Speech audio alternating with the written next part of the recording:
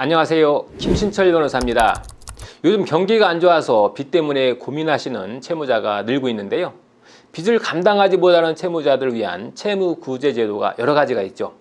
대표적으로 법원에 구제를 신청하는 개인회생이나 개인 파산 제도가 있고요. 또 신용회복위원회의 신속 채무조정과 워크아웃 제도가 있죠. 그런데 지난번에도 안내를 해드렸지만 이 신속 채무조정의 경우에는 원금에 이자까지 더해서 갚아야 하다 보니까 총 변제하는 금액이 너무 커지죠. 그래서 기왕이면 구제제도를 신청할 때 이 신속 채무조정보다는 워크아웃을 신청하는 게 좋다라고 말씀을 드렸죠. 그런데 문제는 이 워크아웃은 90일 동안 연체가 되어 있어야만 신청 자격이 있다는 거죠. 이제 막 연체가 시작된 채무자들은 워크아웃을 신청할 수가 없고 신속 채무조정을 통해서 구제를 받아야 한다 하는 거죠. 게다가 이 신속 채무 조정 제도는 원리금을 균분 상환하는 그런 제도죠. 그래서 이 상환 기간을 장기간으로 늘릴수록 오히려 초기에 부담해야 될 이자가 굉장히 크다는 그런 단점이 있습니다. 그래서 어떻게든 연체 일수를 90일을 꽉꽉 채워서 워크아웃으로 구제를 받아보려고 하시는 분들이 많이 있는데요. 그런데 막상 워크아웃을 신청해도 신용회복위원회에서 구제 신청을 안 받아주는 경우가 있는데, 자, 그러면 큰일이겠죠. 어떤 경우에 안 받아주는지 한번 알아보겠습니다.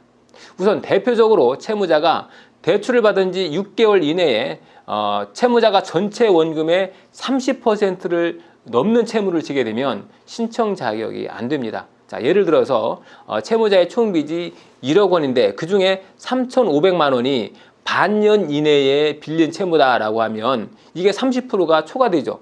그러면 승인이 안 된다는 거죠. 그래서 내 전체 채무 원금 중에 빌린 지 6개월이 안 되는 채무가 얼마인지, 이게 전체 채무 중에 몇 %인지 따진 후에 신청해야 된다는 겁니다.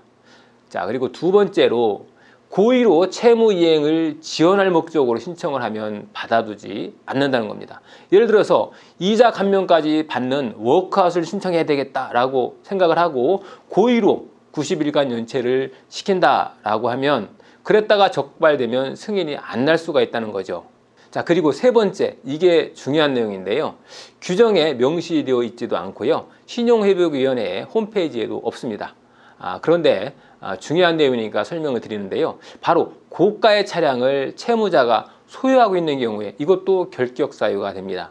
보유 차량 결격 기준이 별도로 명시되어 있지 않지만 일반적으로 알려져 있는 것은 외제차를 보유한 채무자는 결격 사유다라고 이렇게 알고 계시는데요. 외제차가 아닌 국산차를 보유한 경우에도 신용회복위원회에서 승인 거절하는 경우가 있습니다. 외부에 공시된 바는 없지만 그동안 저희가 처리한 사례들을 종합해서 보면은 채무자가 최근 2년 이내에 구입한 배기량 2000cc 이상의 차량을 보유한다거나 또 자동차 보험가액이 1,000만 원이 넘는 경우, 이런 경우는 차량 소유를 이유로 승인 거절 당할 수가 있습니다. 그러니까 이 부분은 진행하시기 전에 꼭 참고를 하셔야 되겠죠. 물론 개인회생의 경우에는 이러한 워크아웃 결격 사유와는 무관한데요. 채무자가 외제차를 보유한다든지 또 대출받은 지 한두 달밖에 경과되지 않았다든지 해도 회생 신청 자격이 있다는 그런 장점이 있죠.